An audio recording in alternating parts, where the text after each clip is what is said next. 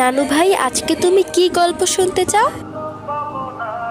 আচ্ছা নানু, বিটিএস কি? বিটিএস? কি হলো নানু, চুপ হয়ে গেলে কেন? বলো না বিটিএস কি?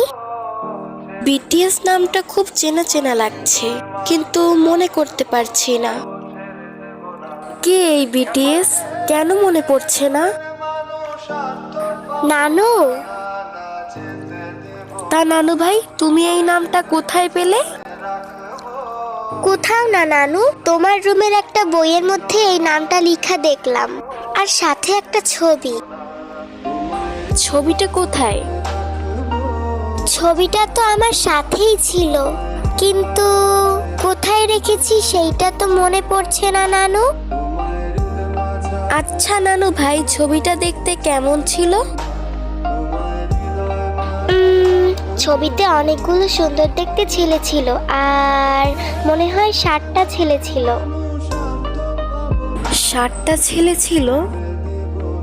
চোখের সামনে কেমন যেন সবকিছু হালকা ভেসে উঠছে।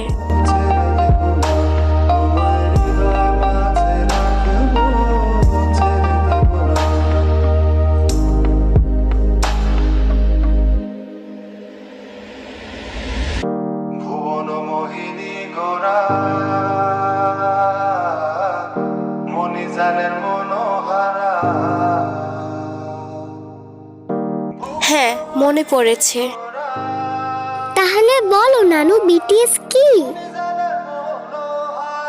বিটিএস হলো এমন একটা জিনিস যেখানে ছিল 7টা রাজা আর তাদের ছিল কোটি কোটি প্রজাপতি।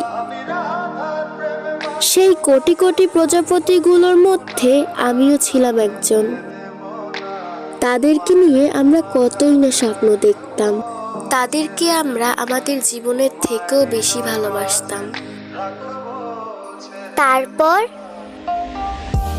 সেই 7 রাজার প্রজাপতিদেরকে আর্মি বলা হতো। আর্মিরা তাদেরকে ভালোবেসে জামাই বলে ডাকতো। তাদেরকে বিয়ে করতে চাইতো, তাদের সাথে সংসার করতে চাইতো। তারপর একদিন 7 রাজা তাদের কোটি কোটি প্রজাপতিদের মন ভেঙে চলে গেল। তারপর? তারপর বিটিএস মেম্বাররা তাদের ব্যক্তিগত জীবনে ব্যস্ত হয়ে গেল, আর আর্মিরাও যে যার জীবন নিয়ে ব্যস্ত হয়ে পড়ল। ও, তাহলে এটাই বিটিএস নানু? হ্যাঁ নানু ভাই।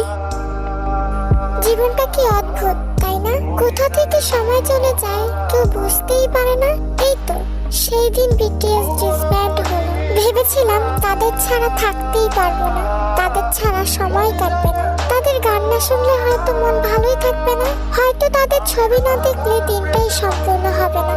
এই তো সেদিনই বিটিএসরা ডিসব্যান্ড হওয়ার জন্য কতই না কান্নাকাটি করলাম। ভেবেছিলাম তাদের ছাড়া বাঁচতেই পারবো না, অথচ এই দেখো, এখন তাদের কথা আমার মনেই পড়ে না। তাদেরকে তো আমি ভুলে গিয়েছিলাম, মনেই ছিল না তারাও আমার এক সময়ের ভালোবাসা ছিল। আজকে যদি নাতনি আমাকে না মনে করিয়ে দিত, হয়তো আমার মনে পড়তো না, কিন্তু